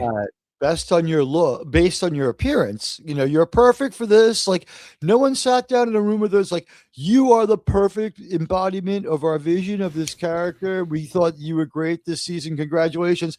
And then she comes back a completely different freaking person. And then, of course, we take the blame for it. Like, look what like men pressured her into doing. He's like, no, this chick's on drugs or something to think that this was a good idea. Yeah, Sword has a great live that loves that buccal fat removal. God, yeah, the Scourge. Sword has a great idea, a sitcom about the Ed 209 raising a kid and trying to find a job. I take my money. Look at that. That is absolutely heartbreaking.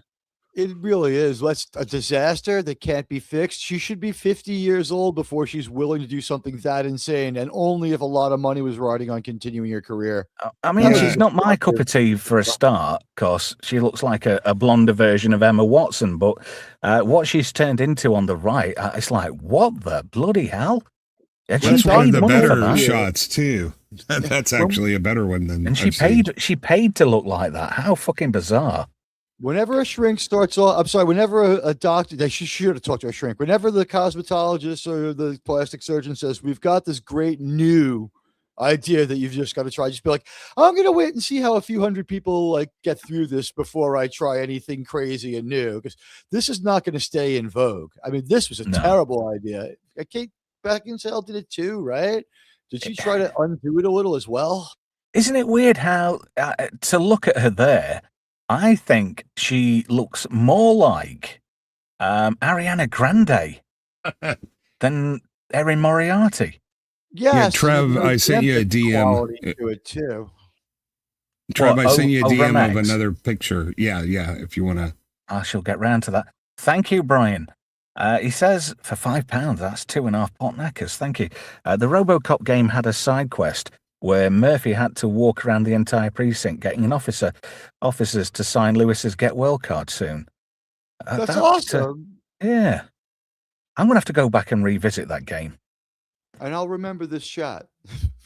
Do you know, I'm a little bit excited because a friend of mine had a few spare parts for his PS1, and he sent me the ODE mod, where you can take out the laser drive and put in an SD card, right? So you completely bypass the CD-ROM stuff. And he also sent me the HDMI mod. So luckily, I'd got what's a bit of a holy grail, the PU18 PS1 board, which is out the 55 series of boards. And I'm going to do that. As soon as I get my workshop sorted out, I'm going to go back and get the old PS1 rigged up so it's playable on modern TVs. Thank you again, Brian. That's 11 quid tonight. I really do appreciate that, matey. Thank you ever so much for helping to keep the lights on. I'm just going to stick this on the screen. You can become an executive producer by becoming a channel member, and you get a big, massive shout out at the end of every show. Doesn't matter whether it's Friday Night Shite or just great movies, you will get the mentions and be a part of the team. And it's quite cheap, it's reasonable for what it is. And there is content coming soon for members. I'm just working on 2 videos at the moment.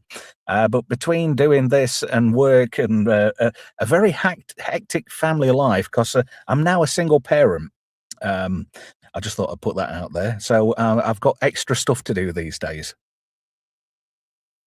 So yeah, well, you could be... congratulations if that situation it Well, sounds I'm like happy it's with what it. you wanted. Yeah. I am very And, happy with that. That is a very suitable outcome for me because, I can give my kids 100. Well, my kids always come first before any of this, and anybody with a modicum of common sense would always put family before doing this because this is a side quest for me anyway. Yeah, you're now like a grown-up Malcolm. He's also a single parent. So. Yeah, I just don't want to. I don't want to start dating and all that bollocks because I don't think I'm suited for modern day relationships. Oh, yeah. Make sure you find one with really good blue hair. You'll love it. Fuck right off that. And the nose ring. Like, No. don't even consider if they're not wearing a nose ring. Don't even think about it. I don't want a girl with tattoos either. I find that really off-putting. I saw a girl the other day. Well, not a girl, a woman. Let me rephrase that, because to be fair, I don't like anybody younger than me. If anything, I'd like an older lady. I'd like a silver vixen, ideally, who's got no kids, who's just interested in me being a toy boy and letting her molest me several times a day. I'd be quite happy with that. I think Michelle Pfeiffer is the ultimate silver vixen, man. She still looks fantastic. She does indeed. Does look great. They really made her terrible made her look terrible in that last Ant-Man movie. It really shows Disney's approach. I don't know. I think she looked. Actresses. I think she looked quite tasty in that. Compared to how she looks 5 years later, I honestly think she looks better now. Do you know, they didn't do her any favors, is my feeling. Speaking of people getting better looking as they get older, I just started watching Landman, and I noticed, Ali Larter's in that, and I've never particularly liked her. I always found her quite repulsive, and but she is a lot better looking in that show. Do you like her guide to her Silicon Valley? Is that what you like about her, Trev? No, I just think she's a lot better looking now than what she was, but I think she might have had some work done on the sly. Yeah. But not in the face, and great performance. Go ahead. Yeah. It's been really tasteful, her work. She hasn't overdone anything, and she's in fantastic shape. Yeah, I agree with that. But I think I'm judging her on her performance in Jay and Silent Bob Strike Back, to be fair. She was. Are you ready? She played being a bitch really well, and she's a lot more flat-chested in that. Speaking of Jay and Silent Bob Strikes Back, there's only one person I would really like for them to molest me, and that would be Eliza Dushku. Wow, she is still radiant. I've seen her. She's still looking good. Yeah. Good for Elijah. Maybe she'll get a show. Well, no, because she's turned her back on acting. She went back to she went to finish her education. She went back to college after Dollhouse. She might be married to an NFA guy too, an NBA guy too. Oh no, that's unfortunate. That's another one I'm going to have to say no to. That's her and Jessica Alba off the list. I hear Jessica Alba's got herself in a bit of bother at the moment. Does anybody know anything about that? Oh no, I'm sorry to hear that, but. Yeah, she's said something and upset a bunch of people.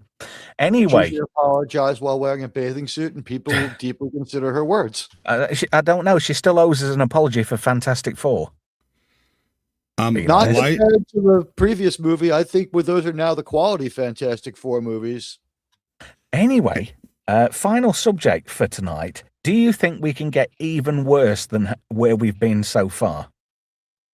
Do you think I can lower the bar any lower further? than Starfleet Academy? I don't think so. No, don't say that. Oh, it can you're always joking. get worse. We always say it can't get worse, and it always does. Right. I can go really low. I mean, I'm talking like down on the deck low. Are you ready? All right. You ready? Oh, this is a good one. Hold on. Alien Earth Season 2 adds Peter Dinklage as new series regular. Oh, for the win. Is he playing an egg? Yeah, if he like an alien, that would be cool. Wouldn't that be funny if he got face hugged and the chest burster came out and it was a midget alien? It should be, right? Yeah. But It's not his DNA. how bad is that? Peter Dinklage. I mean, season 1 was a shit show beyond all belief. Well, I'm not going to be watching it, so shuttle him off to somewhere where I'm not going to care. That's the perfect place for it. It's going to be reviewed. I mean, I only made one video. It was that bad. I only made one reaction video to the double pilot. But I think when it comes back for season 2, I am definitely going to give this one a spin every week. Because Noah Hawley has proper let himself down. You know, he did a semi-decent job on Fargo. But there was a thing we were all tagged in over on X where, who was it who went through all the showrunners and, like what they've done to each series, and they've emasculated men, and, what was that, Esther? Because you responded to that several times. Yeah. Which one specifically? The initial post. I can't remember who the initial poster was. Oh, I can't either. I got distracted by Elijah Dushku. She's married to a 62-year-old billionaire named Peter Pelagian, who's the owner of a private equity firm. But lucky bastard. Yeah. It's not old enough for you to have much hope. She'll be like 80 by the time she's free if she stays with him. But maybe when the prenup runs out, you'll have a chance. I bet you any money he's popping.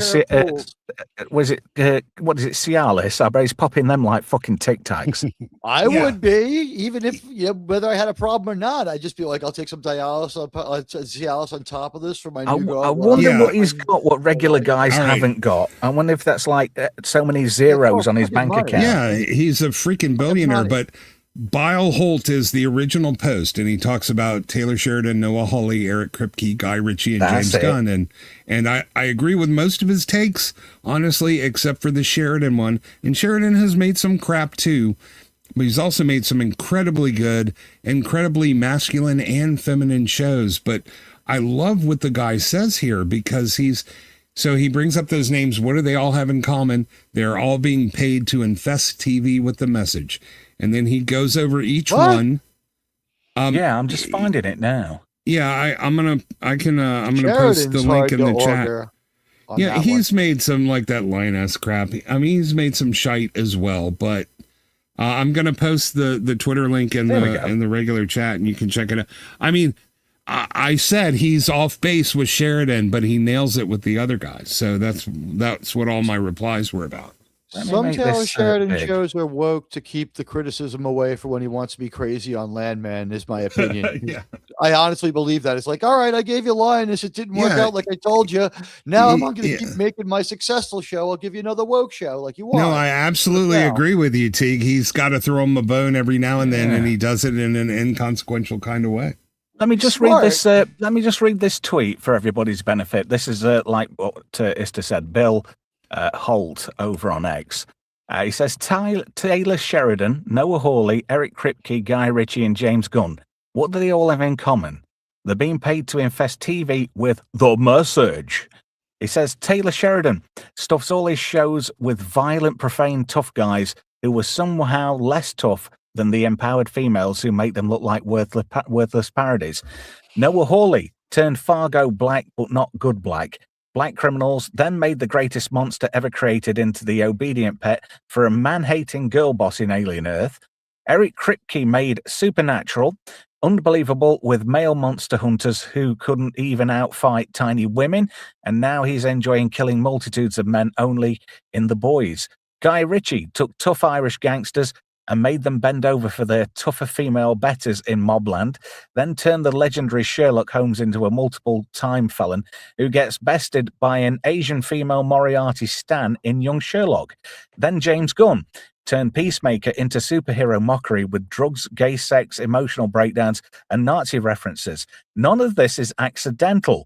Your TV is being used to change how you see the world, and the message is always the same. Men bad, women strong, family outdated, traditional oppressive, deviant celebrated, normal life mocked. They don't want to entertain you anymore. They want to reprogram you, and they're getting rich doing it. So, like you say, your thoughts on that, Z? Well, you see that in all media nowadays. Is the man is constantly being emasculated by his female counterpart. Men are usually portrayed as either machoistic bullshit members or complete idiots, and it's the woman who's usually right. And the amount of gay shit we've had, well, quite literally stuffed down our throats. I'm starting to feel a bit queer myself. As in queer. Queer. If it looks like a queer, it looks a like queer. a queer. Sounds like a queer. It's a queer. I have to take offense to the mobland, though, because, yes, there are women in there, but they are femme fatales. They use their wit and manipulation on the men around them. That's exactly how it's supposed to work. They're not tossing around 300-pound thugs, against the wall. Yeah, they're being clever and sneaky about it. And Mobland is a great show. I'm sorry. It could move that direction in season 2, and there's one character who's in danger of doing that, and that's Kat, who seems to be some sort of shady, maybe CIA-connected girl boss. But everybody else, he has the dutiful daughter who's intelligent, but Maeve hates her, and they're always fighting. And then Maeve is basically Lady Macbeth. I mean, it's excellently written, and that's how traditionally women have wielded power in the world. There's nothing intersectional or woke about that show. So I do take offense to what he's talking about. Take exception to it, not offense, in Mobland. Tuppence has a magic power, a mystical power over men. And that's the be-all and end-all of everything, really. The magic of the hairy triangle. Anyway, going back onto over onto Eggs about Alien Earth. Screen Time dropped this one, and mentioning Peter Dinklage has been cast in Alien Earth Season 2. And then everybody starts, it just turns into a bit of yeah. Oh, look at that. Oh, let me go into that. There's 31 on that and 200. This one should be a bit better. Discussing film. Oh, they have been blocked. What As the hell? Dinklage is playing the face hugger, I guess. I don't know. Look at that. Steve H says there, he went from the hottest series ever to this shit show. Demola L says, Peter Dinklage in Alien, love the guy, but how are they going to handle the height difference in those chase scenes with full-size xenomorphs? Gonna look off. Found his part. Look at this. Josh Stolfel. Put this, I found his part. He's playing the chest burster. Oh, it does it. Just someone who's done like groundhog things. Hollow, let him cook. I like that. Oh, but it's just terrible. Noah Hawley dropped the ball massively. He'd got an unlimited budget through Disney. Was that what was it, 42 million? Or was it 30 million an episode, if I remember right? I think it's higher than that. It was or ridiculous. 42. For some reason, I've got 30 or 42. So it might have been 42 million per episode. So he's got an unlimited budget from Disney, right? He might not have 100% creative control. Obviously, they're going to have people with clipboards and saying, you can't do this, you can't do that, but you have to include this and say that. Which is terrible, really, because, we're not getting the shows we deserve. We're getting the shows we sort of deserve, and then they're turned into shit shows, full of the message and everything else. And then because we turn around and say, look, this is not good enough, we're not going to watch it. And then you get people in the cast turning around, constantly having a go at the audience for not watching. We choose what we want to watch. Just because you have made a show doesn't mean we have to sit there and watch and consume that show. At the end of the day, as viewers, we are consumers of a product. If it's shit, we are not going to watch it. Simple as. You need to give us, as people who consume your media, you need to give us what we want, not what you think we need. And it's about time showrunners and producers got back to their roots and listened to the fans, listened to the audience, instead of listening to these dickheads with clipboards or, you've got a person on the board who's got blue streaks. You have to listen to they, because they's got better ideas than us. You know, they think we need all this shit ramming down our throats. You know, you don't tune into a sci-fi series to watch two cast members fuck each other in the ass. Yeah, and they're under this mistaken apprehension. Not only are they blaming the fans, but they will blame people. You know, channels like The Drinker, we talked about him the other night. People don't go to him to learn what to think. They go to him because they already agree with him. He is a symptom, not a cause. And yet they think if they can discredit him and deplatform and get rid of him, it will solve all their problems. But that nothing could be further from the truth. We will just seek out somebody else for catharsis to let us know how everything we loved is being turned into shit. Sword in the Storm says, have I seen the new Punisher trailer? No, I haven't. It's interesting. I'll give that a watch later, but I want to continue probing what we're talking about here. Why haven't any of these showrunners got the bollocks to turn round and say to the people paying the bill, fuck off, this is how we're going to make this show, like it or lump it, we're going to give the fans what they want. We don't want to spread the message. You know, the message doesn't have a narrative doesn't have a place within a storyline.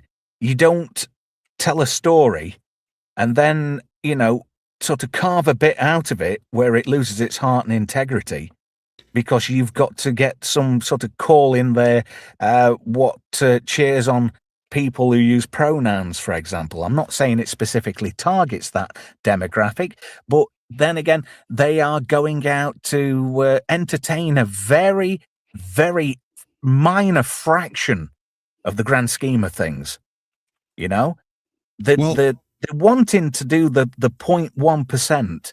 So the 99.9% of the rest of us, we have to put up with this trash. And because we don't like it, we're bad people.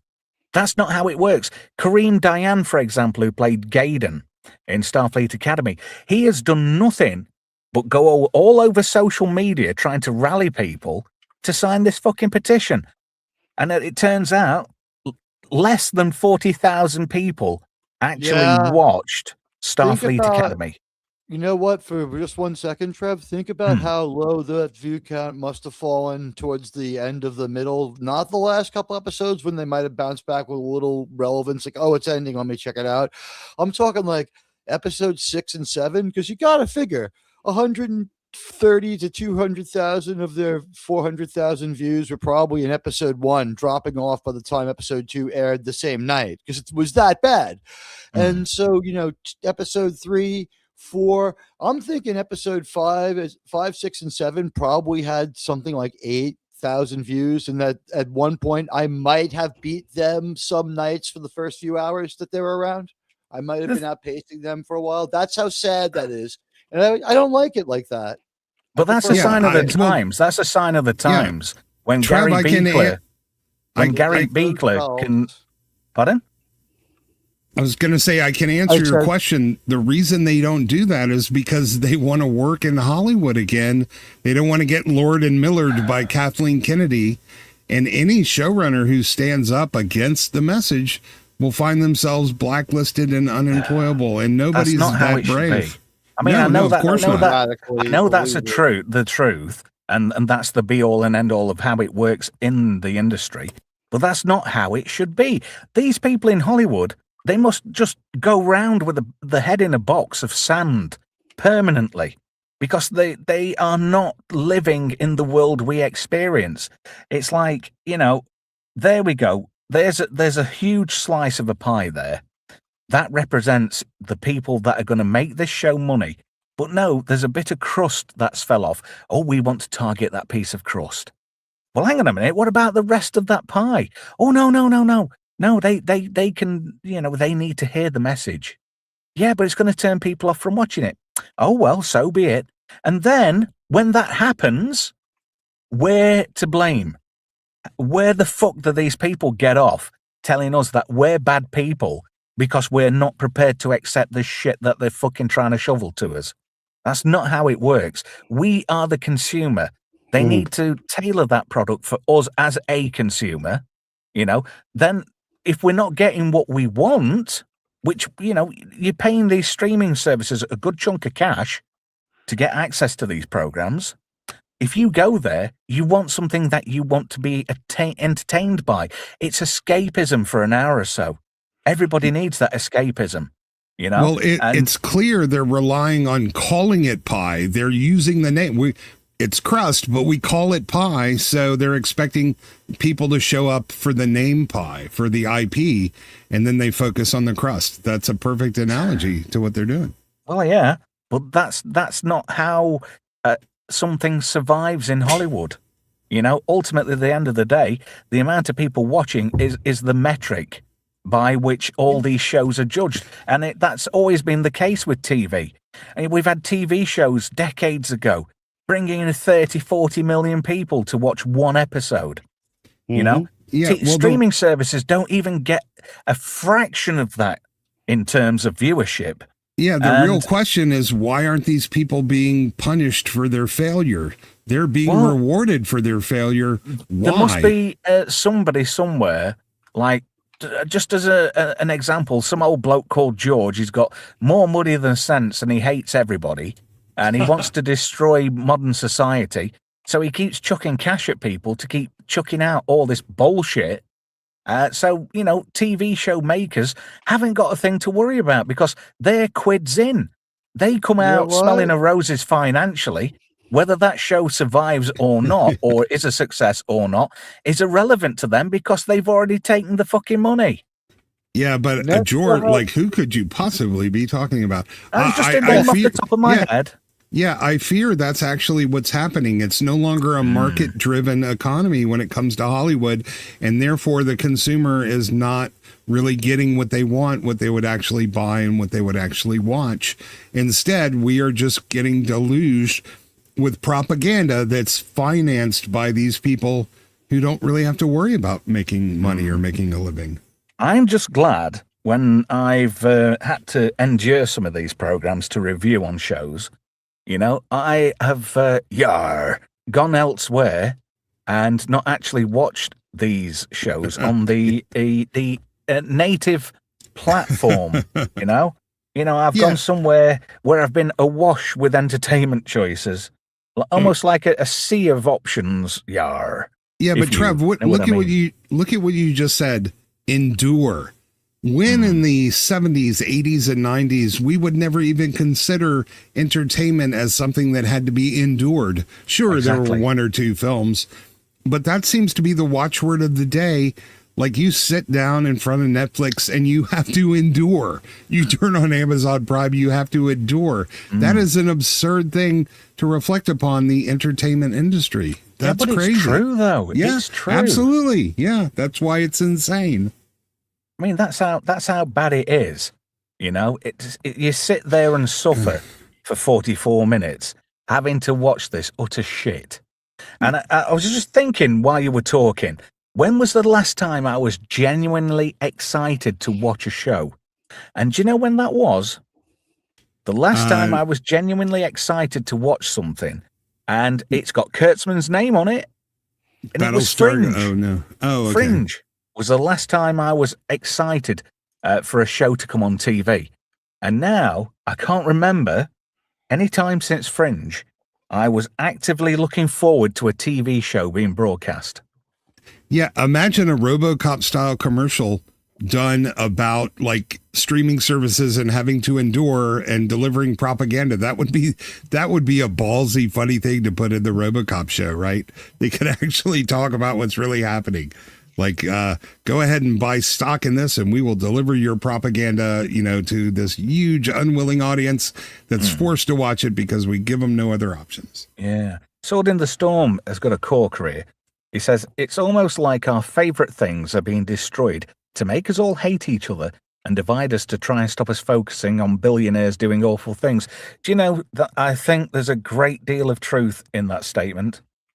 People already hated me, but yes. Okay. Franco says Tulsa King. Yeah, I tried watching that, and it's got that Saki bastard out of Silicon Valley in it, and I can't bear to watch him. He's just too. He's like a male Tig Notaro.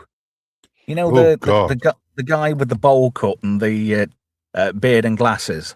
The pot dealer, the nerd. No, he's. Yeah, I think he is a pot dealer in this, isn't he? Yeah. Yeah. Oh, yeah. that is the most insulting slam down verbally I've ever heard. I've written this down, and I am now going to be using it on people. I want to thank my good friend Trev for this new insult that I'm going to be rolling out. Thank you, sir. Why? What did I say? There's no matching the male Tig Notaro line that you drop so casually. Sometimes the most brilliant takes are just like the throwaway lines. Did you really just? But he is though, my man. He's almost described it very well. And also, can I please say, can we have Twins, the remake with Pedro Pascal and Peter Dinklage, so we can really take the worst ever movie? Oh God, somebody's going to fucking do that now. They're going to do a reboot on Netflix, and then it's going to turn out it's going to be Pedro Pascal, Peter Dinklage, and we've got you to thank for that, Teague. You've put that out there now. There's no taking that back. You absolute bastard. It's gonna be Twins with the Rock and Bella Ramsey. Pacemaker Admiral Pig. That'll be after all the president's women with Whoopi Goldberg as Nixon. Oh fucking hell! That's it now. Bella Ramsey and the Rock. Jesus. Yeah, there we go. That's History, you've done me. You've proper done me. I don't know where we're going now. Thing, and he just outdid me in seconds. Just seconds. I was the reigning most tasteless person in the world, and Istophobos was like, hold my beer. Oh, somebody had put a meme on the other day about Bella Ramsey. What was she going to be? Oh, she's going to be in Anyway, there's rumors she's going the Rogue thing. Yeah, can you imagine her as Rogue? I mean, Rogue was the hottest character in the X-Men. And when they did the original X-Men cartoon in the 90s, I mean, Rogue, for a cartoon character, had the sweetest arse. Yeah, she had back. Yeah. And so did Anna Paquin. So I thought that was perfect. She kind of has a hot, big, fat ass. I like it. Yeah, somebody needs to do a meme with a potato in tights doing that ass shot. I'm going to be an X-Man. Yeah. Rogue versus Potato Head. Rocky Bellaboa, says Keith Monoped. Bella Roxy. I like that. That's good. Oh dear. I'll tell you one thing we've not talked about briefly. Now I've said Rocky. Project Hail Mary. Everybody's raving about that, and I thought it was shit. I haven't watched it yet. Is it worth $20 or is it shit? So I shouldn't go to Times Square and just see this movie. I think it's worth $20. Really? The movie's not without problems, yeah, but you know what? It's an optimistic buddy movie about competent people. He's a little too much of a clown in the movie for my tastes. He wasn't that silly in the book, but or something. Yeah. But I still think, man, I still think it's a really good film. It could have been a great film, but it's still a good film, and there's nothing really offensive about it, man. It's a heroic movie about competent people trying to save the world. Well, it missed the mark for me, to be honest. It missed the mark. Wasn't as good as the book. No, it was not. And that's why I said they made some choices that I wouldn't have made. I'm not a fan of how the production looked. I'm not a fan of how silly they sort of made Grace. A little bit too much slapstick humor. There is humor in the book, but they took it, I think they took it a little too far for the movie. And I really didn't like the look of the movie. They're so proud of not having used any green screen that I think they were focused on the process more than the result, and they ended up with something that didn't look as good as most people's imaginations when they read the book. It wasn't awful, but I get where you're coming from. It was an okay, competently designed spaceship, but by no means mind-blowing. No. Yeah. And the story gets a bit far-fetched and unbelievable towards the end, and I didn't think it was very reflective at all of how Andy Weir's book played out, you know? Well, Still worth it for the interview and all the kerfuffle for that. Oh, right. Whoa. Whoa. Hang on. Time out. Right. Franco, we are stopping talking about Project Hail Mary. I would type it, but it keeps telling me I'm posting spam. Let me just, hang on. We've done Franco. There we go. Obviously, he doesn't like it either. Right. We're not talking about that now. We're dropping the subject. There we go. This is when we use the joke that it's about an American football game. Project Hail Mary, about the final Shut few the plays fuck of up. Super We said we've Bowl done about 24. it now, Teague. Shut up. Moving on. Right. Wrapping up. We've got 5 minutes left of the show. I want to thank everybody in the chat tonight. You've been brilliant. And I didn't see this at first. There's always one, Z. They will sell Dinklage Shaw. Yes. You rotten bastard. Thank you to Brian for that 2.5 pot knackers.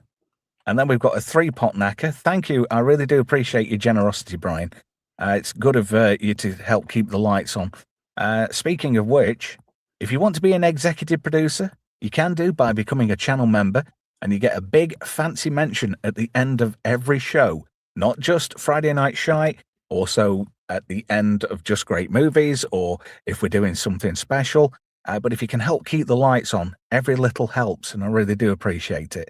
And I'm looking forward to doing some interesting stuff for members only. It's coming soon. Final thoughts. Teague, any particular subject tonight that stuck out for you and you've got an axe to grind? Anything except for the film we've just talked about? No, just say, no Star Trek in production whatsoever is the great feeling that I'm just basking in. Alex Kurtzman kind of being in decline, and, the hope for Star Trek United has me pretty happy. So I'll be concentrating on that and getting ready for my Star Trek show tomorrow night. Yeah. Sword just says in the chat, Highlander is in cinemas in May for its 40th. I might, cool. I would go see go that. and have a Queen on the soundtrack, right? Yeah. I think I might book a ticket for that. Me and my eldest lad. We'll go and check that out. Because we did that for Star Trek the Motion Picture and Wrath of Khan, and that was fucking amazing. I really did enjoy that. Z3PO, any thoughts on any particular subject apart from the last film we talked about? Anything in particular boiling your waz? No, nothing boiling my piss at the moment. I mean, it's been kind of a happy week, hasn't it, with the Star Trek Academy sets being torn down. Yeah. I'm so glad that we won't ever have to experience season 3 of that absolute unmitigated pile of fettering dog shit. Don't hold back, Z. Yeah, tell us how you really feel. Well, 10 weeks of watching that series, it was proper ball ache. Yeah. Get off that fence, because splinters in your ass isn't a good thing. Yeah. What? So Teenage Mutant Ninja Turtles? Fucking hell no. Don't stop it, man. Preach. That's the whole Richard Gere situation going on. Has he still got that gerbil up his arse? Kurtzman's contract is over after August, and I think we'll start hearing some announcements about new Star Trek after that, because they can't really announce anything before. And I would encourage people to revisit The Martian, which I watched it again, and I'm like, wow, this movie is even better than I remember. So that's Did you notice the musical cue at the beginning of the film was very alien? Yeah. I really did like that. And Matt Damon's really good in that film. I must give him a bit of credit. Everybody's great in that. And you know what? The music and the whole joke about disco and the end credits, they really picked the perfect songs for that. I liked it to begin with, but I watched it before to get in the mood for Hail Mary, and I'm like, holy crap, this is better than I remember. Oh, Franco's cussing you now. What was he dipping that potato in? Did he say it was Xanax? Pepto-Bismol. He was dipping a potato in something, wasn't he? And he said nobody can do anything about it. Vicodin, I think, right? Oh, what is Vicodin? What is Vicodin? It's an opioid. Ah, right. Like, is it like cocodamol? Is it codeine No, and highly paracetamol? addictive. It's more like Yeah, it's hydrocodone instead of oxycodone mixed with paracetamol for you guys across the pond. We don't really get that. We only Invaders from get the sort of North Sea. codeine over here, or codeine and paracetamol. That's about the level we get. Well, you've heard of oxycodone. Hydrocodone is slightly less strong. So Right. That's pretty much your lot for tonight. And thank you to everybody in the chat. Thank you again, Brian, for your contributions tonight. I really do appreciate that, matey. But like I've said before, you shouldn't be doing that because you're actually a producer of the show. You know, you help put the material together. And I've got to take my hat off to Brian because the slides on last Tuesday for Close Encounters, they were absolutely stunning. They were really good. I appreciate that, mate. Thank you ever so much.